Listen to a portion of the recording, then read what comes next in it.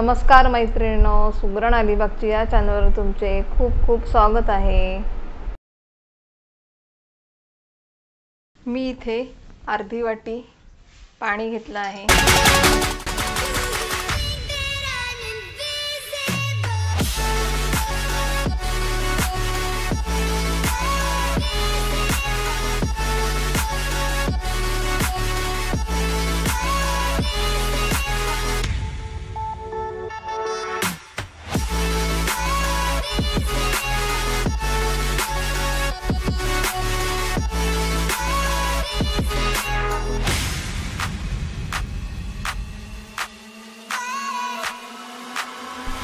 पुरी तळायच्या अगोदर फ्लोकने थोडं त्याला असं डॉट डॉट करून घ्या।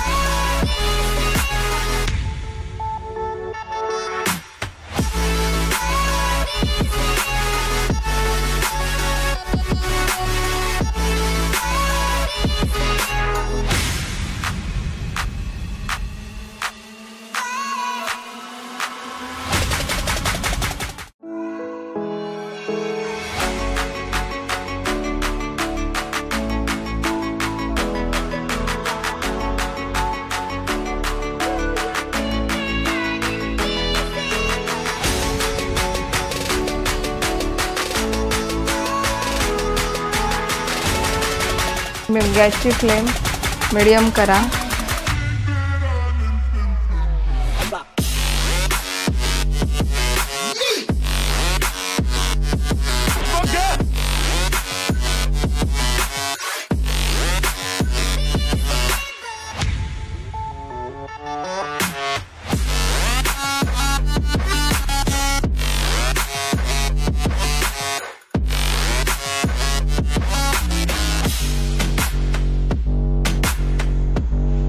कुरकुरीत शेव तयार झाली आहे। ही पहा, अशी हाताने हलक्या हाताने चुरून घ्या। उपवासाची कुरकुरीत शेव तयार झाली आहे। ही आता हवाबंद डब्यामध्ये भरून ठेवा। 8 ते 10 दिवस ही शेव हवाबंद डब्यात ठेवली तर अशीच कुरकुरीत राहते। इथे आज आपण बनवणार आहोत उपवासाची चटपटीत शेवपुरी। उपवासाची शेवपुरी करण्यासाठी काय साहित्य लागणार आहे ते आता पाहूयात। इथे मी चिंच खजूरची आंबट तिखट गोड अशी चटणी घेतली आहे। उपवासाच्या पुऱ्या आहेत, उपवासाची शेव आहे, एक बटाटा उकडून घेतला आहे, मिरची पावडर, चवीनुसार मीठ। चला तर मग आपण बनवूयात उपवासाची चटपटीत शेवपुरी।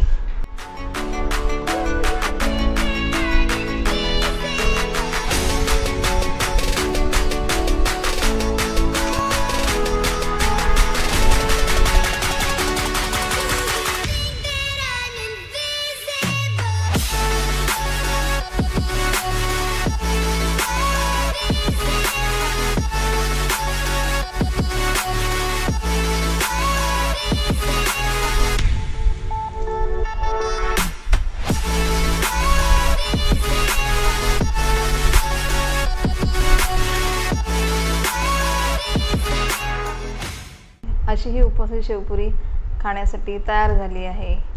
या चॅनलला नवीन रेसिपी पाहायची असतील तर तुम्ही सुगरण अलिबागची चॅनलला सबस्क्राईब करा, बेल आयकॉनचं बटन दाबायला विसरू नका। अशी शेवपुरी तुम्ही करून पहा आणि मला कमेंटमध्ये सांगा। या चॅनलला लाईक करा, शेअर करा। चटपटीत आंबट गोड तिखट अशी ही शेवपुरी खूप भन्नाट झाली आहे आणि खूप टेस्टी लागत आहे। अशी ही उपवासाची शेवपुरी तुम्ही नक्की बनवून खा।